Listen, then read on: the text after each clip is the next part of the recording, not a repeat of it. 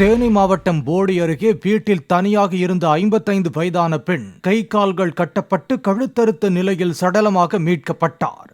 முன்னாள் ராணுவ வீரரான கணவரும் பிள்ளைகளும் வேறு ஊர்களில் தங்கி பணியாற்றும் நிலையில் செல்லத்தாய் என்ற அப்பெண் வீட்டில் தனியாக வசித்ததாக கூறப்படுகிறது.